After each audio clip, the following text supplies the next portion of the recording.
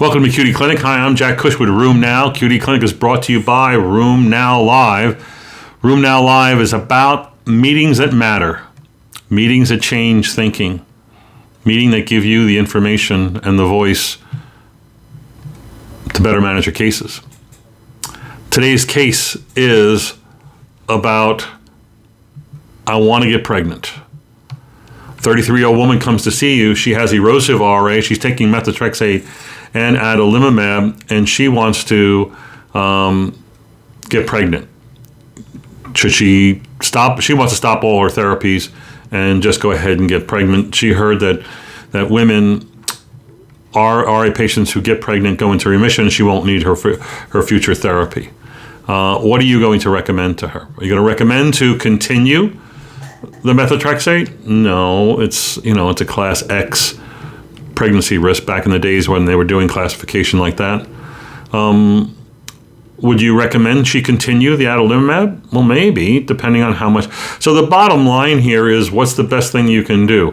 Number one, plan the pregnancy, meaning let's get pregnant when you're in remission, off the therapies we're going to be off of, and can safely conceive. Conception and pregnancy success is mandated by maternal control, maternal activity being minimal or non-existent. Women who are in remission are going to have the best outcomes when it comes to conceiving and following through on the 9-month pregnancy. That's paramount. So at the time that you see this patient, she's in remission on methotrexate and adalimumab. I would stop the methotrexate and bring her back in 3 months and then show that she's still in remission. And then give her the option of conceiving on the adalimumab and then stopping once she gets to be pregnant, or continuing it throughout. But if she stops it right at that 3-month visit when she's in remission, no swollen joints, no tender joints, and you stop it and tell her to go ahead and try to get pregnant, maybe going off of it, maybe she flares, and maybe that changes her risk of conceiving or having a successful pregnancy.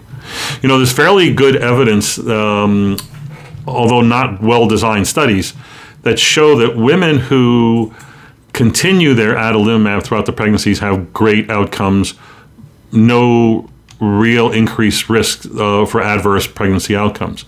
Women who conceive on the biologic, especially a TNF inhibitor, and then stop as soon as they find out they're pregnant, tend to have worse outcomes. Not gigantically worse, but significantly more adverse pregnancy outcomes, including miscarriage, low birth weight, fetal distress. Not really with regard to malformations. That doesn't seem to happen. So you would not be making the wrong choice if you advise the patient, because of their history of being very active or having lots and lots of flares, to continue this throughout the pregnancy, or certainly through the first or second trimester. That's kind of how I handle it. In fact, I like the GI approach with Crohn's disease. A high percentage of patients with Crohn's disease will flare.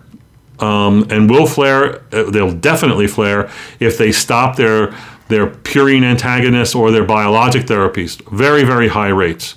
So the general rule is that you continue their 6-MP or their azathioprine plus or minus their biologics, mainly TNF inhibitors, throughout the pregnancy, and they do very, very, very well.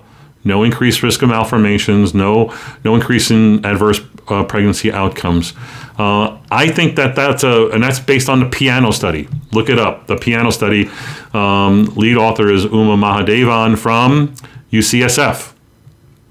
That's a really instructive study and should inform you about how to advise this patient going forward. So A, planning, B, be in remission, C, minimizing therapy, and then following them. And make sure that you're involved in their care throughout the pregnancy and postpartum. I like to see my patients in the first trimester, last trimester, and postpartum. That's my rules, and I think we should all do something like that.